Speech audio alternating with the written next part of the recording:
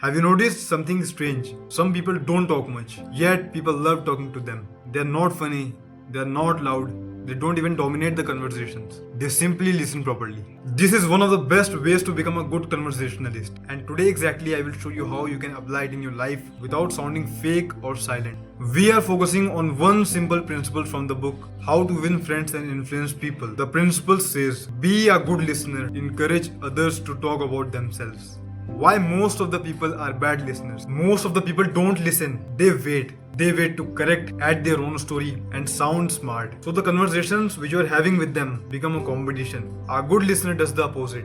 They remove the pressure. When people don't feel pressurized to perform, they naturally open up. What being a good listener actually means. Being a good listener does not mean staying silent like a statue, nodding mechanically, pretending to care. It actually means creating a space where the other person does not feel judged, rushed, or interrupted. The author of this book, Dale Carnegie, understood something very important. People enjoy talking about themselves, not because they're selfish, because it feels safe to them.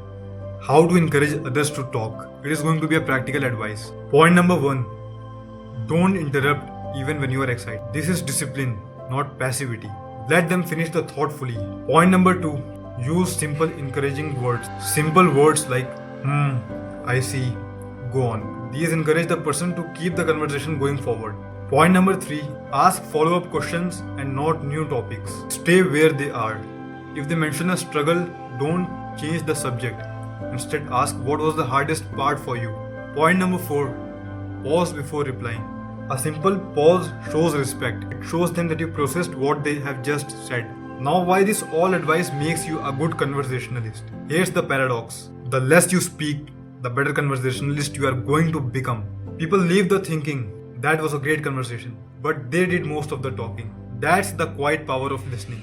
Coming to the end of the video, if you want better conversations, talk less and listen better. This is one of those old principles that still works because human nature hasn't changed.